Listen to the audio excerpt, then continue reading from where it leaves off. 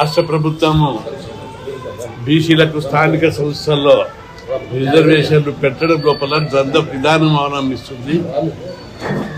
స్థానిక సంస్థల ఎన్నికలు నిర్వహించే అధికారము, రిజర్వేషన్లను నిర్ణయించే అధికారము రాజ్యాంగం ప్రకారం 243 D6 ప్రకారం రాష్ట్ర ప్రభుత్వానికి పూర్తి అధికారం ఉంది.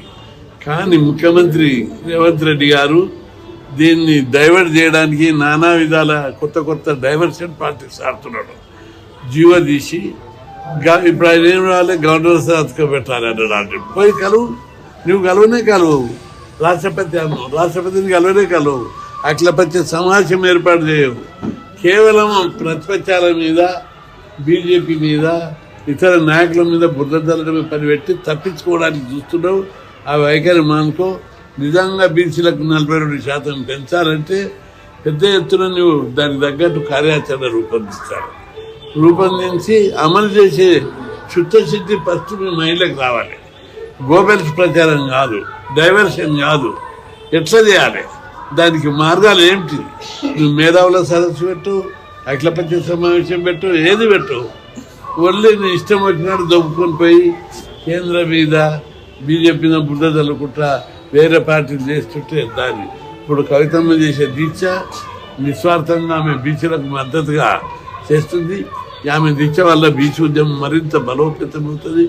మేము 40-50 ఏళ్ల నుంచి బీసీ ఉద్యమాన్ని హాస్టల్ పెట్టాలి, చదువుకోవాలి, గురుకులాలు పెట్టాలి, స్థానిక సంస్థల రిజర్వేషన్లు పెట్టాలి, ఉద్యోగాలు భర్తీ చేయాలని ఇప్పటికీ 12,000కు పైగా ఉద్యమాలు చేశాం. అనేక విజయాలు సాధించాం. గురుకుల పాఠశాలలు ఫీజు రియంబర్స్మెంట్ దేశంలో ఎక్కడ లేదు, మన రాష్ట్రంలోనే ఉంది. అది మన పోరాట ఫలితంగా వచ్చింది. కాబట్టి బీసీ ఉద్యమం అంచెలంచెలుగా ఈ స్థాయికి వచ్చింది. మరి కవితమ్మ చేసే ఉద్యమం బీసీ ఉద్యమానికి మరింత ప్రోత్సాహాన్ని, బలాన్ని చేకూరుస్తుంది. అందులో సందేహం లేదు. ఆమెను మేము మనసారా అభినందిస్తున్నాం. ఆమె చేసే ఉద్యమాన్ని 72 గంటల ఉద్యమం అంటే కొద్దిగా ఆరోగ్యం రీత్యా మంచిదో కాదనుకున్నా, కానీ ఆమె పట్టుదల మనిషి. ఈరోజు ఎవరు చెప్పిరా, పట్టుదలతో చేస్తుంది.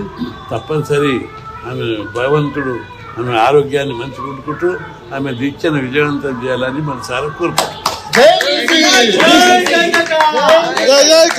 బీసీల ఐక్యత, బీసీల ఐక్యత, బీసీల ఐక్యత.